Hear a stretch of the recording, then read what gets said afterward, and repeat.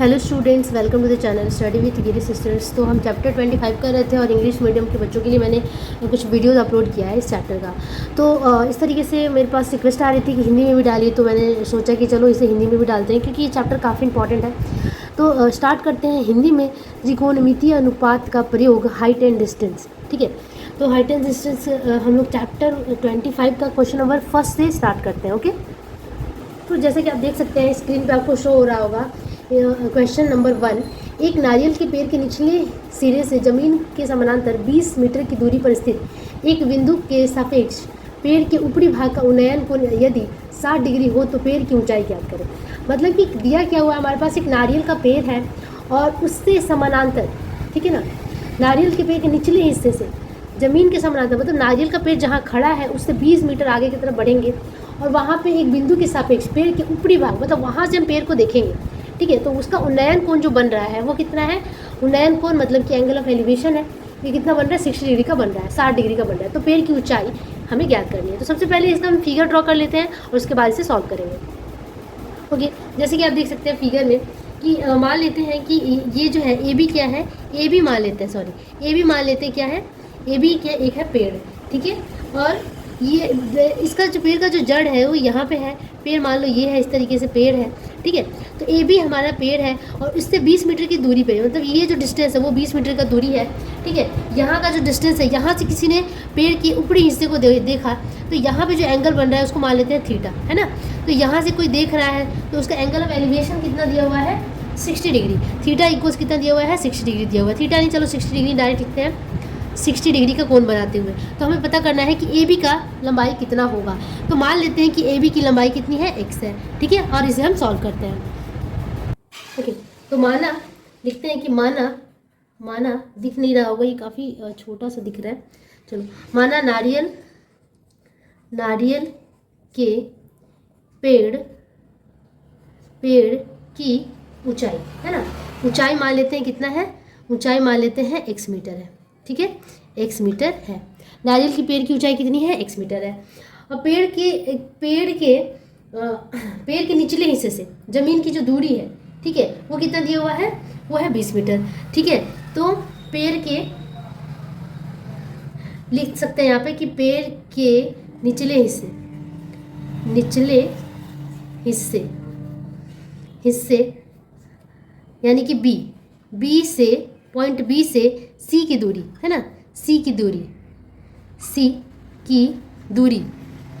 दूरी बराबर कितनी है? 20 मीटर है। तो हमें यहाँ पे मिला क्या कि that is B C equals 20 metre. ठीक है, तो बी सी की लंबाई कितनी है? 20 मीटर है। तो हमें निकालना क्या? ए बी निकालना है। और एक और चीज़ दिया हुआ है कि उन्नयन कोण, ठीक है, पेड़ के पास से मतलब निचले हिस्से तथा बी से सी की दूरी 20 मीटर है और पेड़ की चोटी से उन्नयन कोण, है ना, पेड़ की चोटी का उन्नयन कोण दिया हुआ, एंगल ऑफ एलिवेशन भी कहते हैं। उन्नयन कोण होता है, नहीं उन्नयन ही होता है। उन्नयन कोण बराबर कितना है? 60 डिग्री है ना, ये दिया हुआ है, ये गिवन है, जो भी गिवन है हमने यहाँ पे लिख लिया।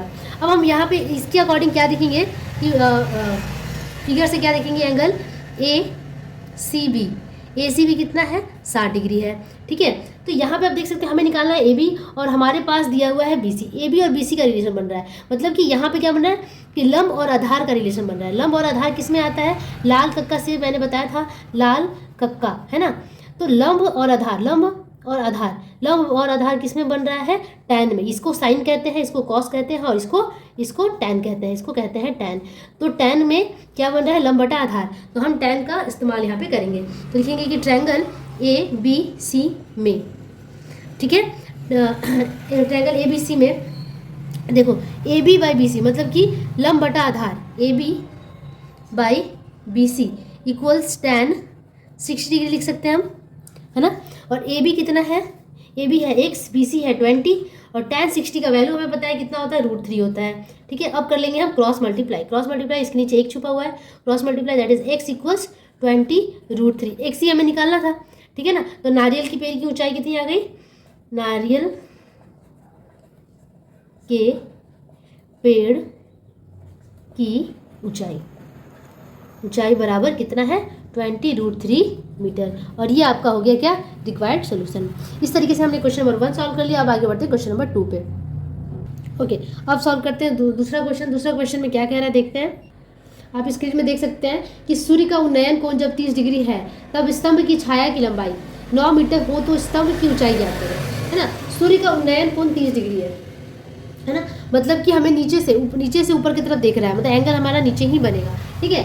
तब स्तंभ की छाया की लंबाई 9 मीटर है। तो एक स्तंभ बना लेते हैं हम, माना कि क्या है, ये है PQ स्तंभ है, ठीक है। इसकी छाया की लंबाई कितनी है 9 मीटर है। तो जो इसका परछाई इधर सूर्य है, ठीक है, यहाँ पे सूर्य है, तो सूर्य जब इधर होगा तो इस पे सूर्य का किरण पड़ेगा और परछाई यहाँ बनेगी, है ना। ये कितनी है 9 मीटर की, कितनी है 9 मीटर की है। तो ये हो गया R। हमने यहाँ अज्यूम कर लिया कि ये कितना है R है, ठीक है। तो स्तंभ की ऊंचाई ज्ञात करें, मतलब कि PQ की हमें ऊंचाई ज्ञात करनी है। और इसमें दिया हुआ है क्या कि सूर्य का उन्नयन कोण 30 डिग्री है। जो सूर्य का उन्नयन कोण मतलब नीचे से ऊपर की तरफ देख रहे हैं तो जो एंगल बन रहा है वो कितना है 30 डिग्री का है। ये है 30 डिग्री का। तो हमें निकालना क्या है, स्तंभ की लंबाई हमें निकालनी है, ठीक है। तो वैसे ही सेम क्वेश्चन है, आपको लिखना क्या है कि माना स्तंभ की छाया, स्तंभ लिखने में बहुत ही कठिन है, लेकिन उतना भी नहीं है ना लिख सके। माना स्तंभ की लंबाई बराबर x है, ठीक है। स्तंभ की लंबाई हमने x मान लिया, x मीटर है, ठीक है। और छाया की लंबाई, ठीक है, छाया की लंबाई दैट इज हम लिख भी सकते हैं कि छाया की लंबाई QR बराबर कितना है 9 मीटर है, ठीक है। तो और एंगल कितना बन रहा है, सूर्य का उन्नयन कोण भी दिखा हुआ है, सूर्य का उन्नयन कोण बराबर 30 डिग्री है। तो अब यहाँ पे भी एक चीज़ हमने ऑब्जर्व किया कि जो हमें चाहिए क्या, हमें चाहिए PQ स्तंभ की लंबाई, हमें चाहिए लंब, हमारे पास आधार दिया है और लंब हमें चाहिए। तो ऑब्वियसली हम यहाँ पे tan लगाएंगे, तो क्या लिखेंगे कि लंब बटा आधार दैट इज PQ बटा, लिख लेंगे कि ट्रायंगल PQR में हमें क्या मिलता है कि PQ बटा QR इक्वल्स tan 30 डिग्री, ठीक है। तो PQ की लंबाई हमें निकालनी है, PQ को ऐसे ही रखेंगे, या फिर इसको x माना है तो आप x लिख सकते हैं, यहाँ पे हम x लिख सकते हैं, ठीक है। QR है 9 और tan 30 1/√3 होता है, क्रॉस मल्टीप्लाई कर लेंगे तो x√3 इक्वल्स कितना हो गया 9, दैट इज x इक्वल्स 9/√3। लेकिन जब भी रूट में नीचे आंसर आता है तो हम उसे रैशनलाइज कर देते हैं, तो उसको रैशनलाइज कर लेते हैं √3/√3, ठीक है। अब मल्टीप्लाई करेंगे तो 9√3/√3 इंटू √3 3 हो जाएगा, 3 से इसको काटेंगे तो 3 3 = 9, दैट इज 3√3 क्या आ गया स्तंभ की ऊंचाई या स्तंभ की लंबाई आप कह सकते हैं। इतना मीटर है आपका आंसर, ठीक है। तो ये आपका रिक्वायर्ड सोल्यूशन हो गया 3√3 मीटर, ठीक है। तो इस तरीके से हमने क्वेश्चन नंबर 2 सॉल्व कर लिया। अब आगे बढ़ते हैं क्वेश्चन नंबर 3 पे। ओके, आप स्क्रीन पे देख सकते हैं क्वेश्चन नंबर 3 क्या कह रहा है कि 150 मीटर लंबे सूते से एक मैदान से एक पतंग उड़ाई गई। यदि पतंग जमीन की सतह से 60 डिग्री का कोण पे उड़ रहा है तो पतंग जमीन से कितनी ऊंचाई पर उड़ रही थी, ये हमें बताना है। मतलब पतंग से ज़मीन का जो डिस्टेंस है, दूरी है, वो निकालना है। तो मान लेते हैं कि जो भी एक बालक है वो क्या कर रहा है, पतंग को उड़ा रहा है। तो पतंग की जो डोरी है वो इस तरीके से गई होगी, ठीक है। अब ये है पतंग जिसको वो उड़ा रहा है। अब क्या कह रहा है कि जो एंगल है, ठीक है, जमीन की सतह से पतंग 60 डिग्री के कोण पे उड़ रही है, 60 डिग्री के कोण पे पतंग उड़ रही है, ठीक है। तो पता करना है हमें कि पतंग जमीन से कितनी ऊंचाई पे है, जमीन से। तो जमीन निकालने के लिए हम क्या करेंगे, इसको एकदम पैरेलल लाइन खींचेंगे, सीधा लाइन खींचेंगे, तो हमने सीधा खींच दिया। और जमीन से इसकी ऊंचाई हमें ये निकालना है, हमें क्या निकालना है, हमें ये वाला निकालना है, ठीक है। तो मान लेंगे कि माना जमीन से पतंग की ऊंचाई बराबर x मीटर है। मान लेते हैं कि जमीन से पतंग की ऊंचाई कितनी है, x मीटर है, ठीक है, x मीटर है, ठीक है। और जमीन से पतंग की ऊंचाई है x मीटर। तो हम यहाँ पे ले लेते हैं AB दैट इज हम लिख सकते हैं कि AB equals x, A B equals x metre, ठीक है, ए बी इक्वल्स एक्स, और इसे मान लेते हैं बी सी, ठीक है। जमीन से, ठीक है, ठीक है, जमीन से पतंग, पतंग, पतंग हमारा क्या है, एसी है, पतंग एसी 60 डिग्री का कोण बना रही है ना, कोण बना रही है, बना रही है, ठीक है, 60 डिग्री का कोण बना रही है। तो हम लिख सकते हैं कि angle A C B equals कितना है, 60 डिग्री है। और क्या दिया हुआ है, हमने ये मान लिया, और ये इसका लंबाई दिया हुआ है कितना, धागे की, ये जो धागा चल रहा है जहाँ से पतंग उड़ाई जा रही है, जो ये धागा लंबा सा जा रहा है, ये दिया है कितना, 150 मीटर का धागा है, ठीक है। और धागे की लंबाई बराबर 150 मीटर है ना, धागे की लंबाई 150 मीटर है। तो पूछा जा रहा है कि, क्या पूछा जा रहा है कि पतंग जमीन से कितनी ऊंचाई पे है, ए भी हमें निकालना है ना, ए भी निकालना है, जो हमने एक्स यहाँ पे अज्यूम कर लिया है, ठीक है। तो ए भी हमें निकालना है। अब देख सकते हैं कि रिलेशन किस में बन रहा है, रेशियो की किसका आ रहा है, ए बी बाई ए सी आना चाहिए, मतलब कि यहाँ पे लंब बटा कर्ण, ये कर्ण होता है ना, लंब बटा कर्ण। तो लाल कक्का जो मैंने रूल बताया था, लाल कक्का, तो लाल कक्का में लंब बटा कर्ण किस में आता है, साइन में आता है। अब देख सकते हैं, मैं इसको थोड़ा इधर कर दूं, ठीक है, लंब बटा कर्ण किस में आता है, साइन में आता है। तो साइन ले लेंगे, हम लिखेंगे कि साइन 60 डिग्री इक्वल्स लंब बटा कर्ण, मतलब कि ए बी बाई ए सी है ना। और साइन 60 का वैल्यू कितना होता है, साइन 60 का वैल्यू होता है √3/2, ये हमें लर्न करना होगा, √3/2 बहुत ईजी है लर्न करना। ए बी है x और ए सी कितना है, 150 मीटर, बस क्रॉस मल्टीप्लाई कर लेना है, 2x equals 150 into √3, that is x equals 150 √3/2, 2 से इसको काट देंगे, 75 टाइम्स में कटेगा, 75 √3 मीटर क्या होगी पतंग की ऊंचाई, ठीक है। तो पतंग जो जमीन से उसकी जो ऊंचाई होगी कितनी है, 175 √3 मीटर, ठीक है। और यही आपका आंसर हो गया, ठीक है। तो इस तरीके से हमने क्वेश्चन नंबर 3 कंप्लीट कर लिया, और आगे मूव करते हैं क्वेश्चन नंबर 4 पे। ओके, तो फटाफट आगे बढ़ते हैं क्वेश्चन नंबर 4 की तरफ। क्वेश्चन नंबर 4 क्या कह रहा है, एक नदी के किनारे एक तार का पेड़ से ठीक विपरीत दूसरे किनारे पर एक गड़ा हुआ बांस देखें। इस बार नदी के किनारे उस बांस से सीधी रेखा 7 √3 मीटर जाने पर देखते हैं कि नदी के किनारे के सापेक्ष पेड़ का निचला सिरा यदि 60 डिग्री पर स्थित हो तो नदी की चौड़ाई कितनी है। मतलब ये पढ़ने में थोड़ा सा लग रहा है कि हाँ ये कैसे होगा, ये इसको आराम से पढ़ते हैं, आराम से करते हैं। क्या लिखा हुआ, एक नदी है, नदी के किनारे एक तार का पेड़ के ठीक विपरीत दूसरे किनारे पे एक गड़ा हुआ एक बांस देखें, ठीक है। तो पहले तो इसका फिगर ड्रॉ कर लेते हैं हम, फिर से आराम से सॉल्व करेंगे, ठीक है। तो प्रश्न क्या कह रहा है, प्रश्न ये कह रहा है कि एक नदी है, ठीक है, मान लेते हैं कि ये क्या है, एक नदी है, ठीक है, नदी है, नदी में एक ताड़ का पेड़ है, मतलब यहाँ पे एक ताड़ का पेड़ है ना, ये ताड़ का पेड़ है यहाँ, ठीक है, ताड़ का पेड़ है। उसके बाद क्या दूसरे किनारे पे एक बांस गड़ा हुआ है, दूसरे किनारे पे एक बांस यहाँ पे लंबा सा गड़ा हुआ है, और बांस का जो निचला हिस्सा है वो यहीं आएगा। अब गड़ा हुआ बांस मैं 3D में दिखा नहीं सकती हूँ, ठीक है। मान लीजिए इस तरीके से बांस गड़ा होगा तो इसका जो पाद है, उसका जो निचला हिस्सा है वो यहाँ पे आएगा, ठीक है। गड़ा हुआ बांस, इस बांस के नदी के किनारे उस बांस से सीधी रेखा 7 √3 मीटर जाने पे, मतलब कि ये इसका, ठीक है, इस बांस से नदी के किनारे उस बांस से सीधी रेखा, इस बांस का जो निचला हिस्सा है उससे अगर सीधी रेखा खींचे तो ये 7 √3 मीटर पे जाने पे, मतलब कि 7 √3 का डिस्टेंस इसने कवर किया, जाने पर देखते हैं कि नदी के किनारे से सापेक्ष पेड़ का निचला सिरा 60 डिग्री, मतलब कि नदी के किनारे जो पेड़ खड़ा है उसका निचला सिरा के साथ 60 डिग्री का कोण बन रहा है, ठीक है। नदी के किनारे पेड़ का निचला हिस्सा, ऑब्वियसली पेड़ के निचले हिस्से के साथ ही अगर दूसरे पार हम जाएंगे तो पेड़ का निचला हिस्सा देख सकते हैं या ऊपरी हिस्सा भी देख सकते हैं, लेकिन यहाँ पे क्वेश्चन में कह रहा है कि निचले हिस्से के साथ कितना डिग्री का कोण बना रहा है, मतलब इसके साथ ये कितने डिग्री का कोण बना रहा है, थोड़ा सा अजीब सा हो गया, 60 डिग्री का कोण बना रहा है, 60 डिग्री का कोण बना रहा है, ठीक है। तो क्या कह रहा है, 60 डिग्री का कोण बना रहा है, ठीक है। तो नदी की चौड़ाई कितनी है, नदी की चौड़ाई मतलब हमें ये वाला डिस्टेंस निकालना है, ठीक है। मैं इसको अच्छे से अंडरलाइन कर दूं, हमें निकालना है ये डिस्टेंस, ये, ठीक है।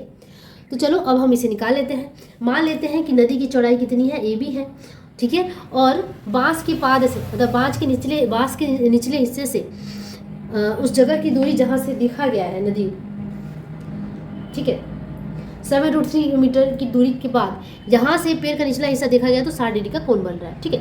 तो चलो इसे हम सॉल्व करते हैं कि माना नदी की चौड़ाई है ना, नदी की चौड़ाई, जो चौड़ाई हम ले रहे हैं उसे ही हम x मान लेते हैं, x मीटर, क्योंकि हमें x निकालना है, ठीक है। तो ये यहाँ से काफ़ी क्लियर है कि हमें x ही निकालना है, नदी की चौड़ाई हमें AB निकालना है, that is AB equals x metre, ठीक है। और क्या दिया हुआ है कि BC, यहाँ पे BC बराबर फ्रॉम फिगर लिख सकते हैं या फिर चित्र से आप लिख सकते हैं। चित्र से हमें क्या मिला कि BC बराबर कितना है 7√3, क्योंकि बहुत लंबा लिखना पड़ जाएगा। आप चाहो तो लिख सकते हैं वो लाइन कि 7√3 कैसे आया, बांस का निचले सिरा से 7√3 मीटर चला गया है, इतना डिस्टेंस कवर किया गया है, ठीक है। तो 7√3 मीटर BC की लंबाई है, ठीक है। और यहाँ से C पे कोण बन रहा है, ठीक है। C बिंदु पे A का उन्नयन कोण, C बिंदु ही होगा, हाँ, C बिंदु से A का उन्नयन कोण कितना है, 60 डिग्री है, ठीक है। उन्नयन कोण कितना है, 60 डिग्री है। तो कहा क्या जा रहा है, हमें निकालना है नदी की चौड़ाई, मतलब कि हमें निकालना है x, हमें निकालना है AB, ठीक है। तो यहाँ किस किस बात का जिक्र हुआ है, यहाँ AB और BC की बात हो रही है, ठीक है। BC गिवन है और AB हमें निकालना है, मतलब लंब बटा आधार का बात हो रहा है, तो हमें tan लेना होगा। लिखेंगे कि ट्रायंगल ABC में क्या लेंगे, लंब बटा आधार, that is AB by BC is equal to tan 60 degree, क्योंकि 60 डिग्री का कोण बन रहा है। AB की लंबाई हमें निकालनी है x और BC की लंबाई 7√3 है, tan 60 का वैल्यू होता है √3, ठीक है। क्रॉस मल्टीप्लाई कर लेंगे, x इक्वल्स 7√3 इंटू √3 से √3 जब मल्टीप्लाई होगा तो 3 बन जाएगा, और 3 को 7 से मल्टीप्लाई करेंगे तो हो गया 21 मीटर। दैट इज हम कह सकते हैं कि नदी की चौड़ाई बराबर 21 मीटर है, ठीक है। तो ये आपका रिक्वायर्ड सोल्यूशन हो गया क्वेश्चन नंबर 4 का। अब मूव करते हैं क्वेश्चन नंबर 5 पे। ओके, अब देख सकते हैं क्वेश्चन नंबर 5, तूफान में टेलीग्राफ का खंभा मिट्टी से कुछ ऊंचाई पर जाकर मुड़कर उसका अगला भाग उसके निचले सिरे के साथ 8√3 मीटर की दूरी पर मिट्टी को स्पर्श कर जमीन से 30 डिग्री का एंगल बना रहा है। तो बताएं कि खंभा मिट्टी से कितनी ऊंचाई पर टूटा था और खंभे की मूल ऊंचाई कितनी थी, ठीक है। तो एक्चुअली हुआ क्या था, अब ड्रॉ कर लेते हैं फिगर। इस तरीके से खंभा है ना, ये खंभा है, ये लंबा भी था, इतना लंबा है, ठीक है। वो क्या हुआ कि खंभा टूट गया, जब आंधी तूफान आया तो खंभा बीच से ही टूट गया। तो टूटने के बाद ये जाके ये पार्ट इधर गिरा होगा। खंभा कहाँ से टूटा है, अच्छा ये नहीं लिखा हुआ कि बीच से टूटा है, ये वाला ऊंचाई ज़्यादा भी हो सकता होगा, ऑब्वियसली ज़्यादा था तभी ये ऐसे गिरेगा, तो इस तरीके से ये खंभा ऐसे गिरेगा यहाँ पे, ठीक है। तो इस तरीके से ये गिरा, ठीक है। तो कह रहा है कि जो मुड़कर जो टुकड़ा गिरा वो निचले सिरे के साथ 8√3 मीटर की दूरी पे गिरा, निचले सिरे से 8√3 मीटर की दूरी पे जाके गिरा है, ठीक है। और जमीन के साथ 30 डिग्री का एंगल भी बना रहा है, तो कहा जा रहा है कि बताएं कि खंभे की मूल ऊंचाई कितनी है, ठीक है। तो खंभे की मूल ऊंचाई हमें पूछ रहा है, तो मान लेंगे कि PQ एक खंभा था और जो टूटा हिस्सा वो कहाँ से टूटा, R से टूटा और वो जाके S पे गिरा, ठीक है। और इसके साथ उसने 30 डिग्री का एंगल बना लिया, ठीक है। तो आप देख सकते हो कि हमारे पास है क्या क्या चीज़ें, हमारे पास है, हमें निकालना क्या है, ये मूल ऊंचाई PQ निकालना है। तो हमारे पास क्या SQ है, तो हम यहाँ से QR निकालेंगे 30 डिग्री का यूज़ करके, है ना, लंब बटा आधार, बस tan लगा और इजीली ये बन जाएगा। तो चलो इसे आराम से बनाने की कोशिश करते हैं, ठीक है। लिखेंगे कि माना खंभा कैसे लिखते हैं, खंभा नहीं, खंभे होगा, खंभे की ऊंचाई बराबर x मीटर है, खंभे की ऊंचाई हमने क्या मान लिया, x मीटर मान लिया, ठीक है। अब ये जो जहां से ये टूटा था, ठीक है, तो खंभे की ऊंचाई x मीटर है, ठीक है। खंभा जमीन के साथ के साथ 30 डिग्री का कोण बनाते हुए गिरा, कोण बनाते हुए टूटा तथा कहाँ गिरा, तथा उसका अगला भाग निचले सिरे से, उसका अगला भाग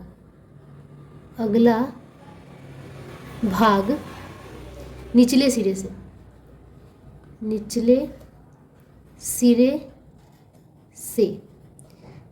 से 8√3 मीटर की दूरी पर गिरा।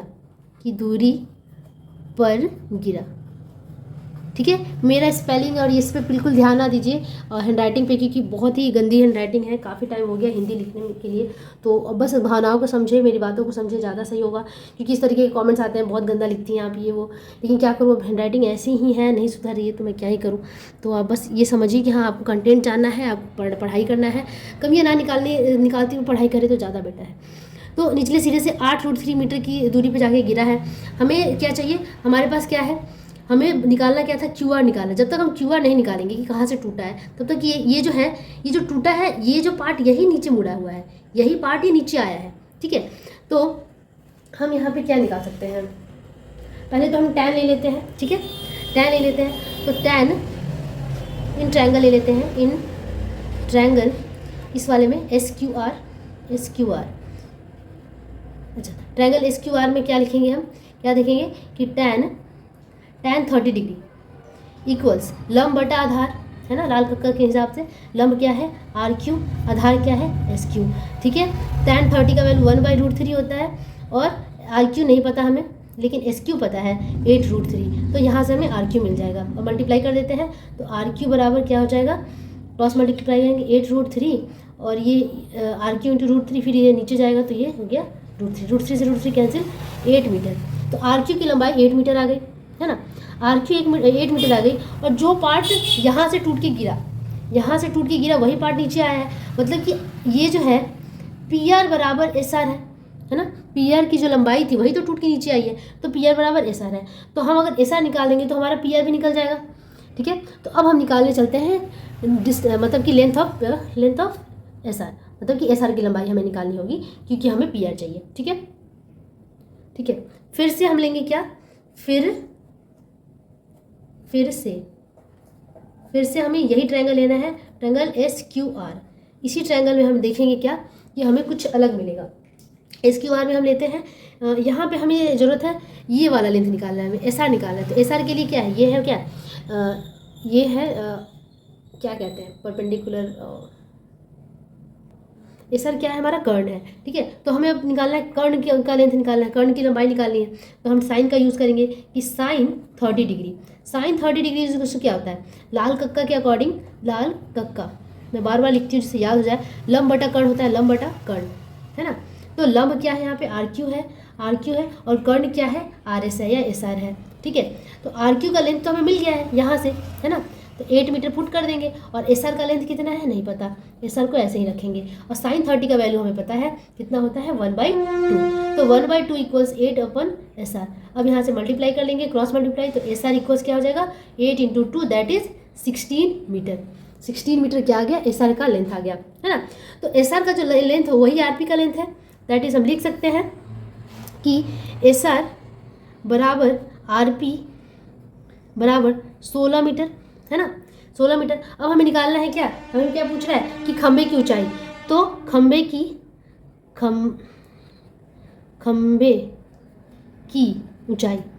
की ऊंचाई बराबर क्या होगा, खंबे की ऊंचाई बराबर P R plus R Q, है ना।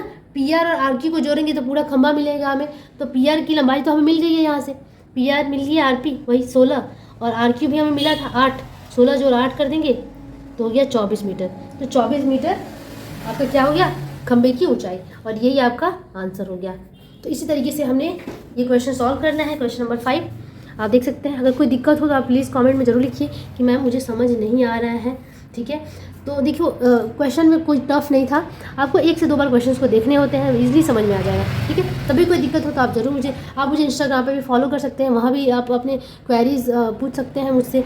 मेरा इंस्टाग्राम हैंडल है स्नेहा गिरी, 1602।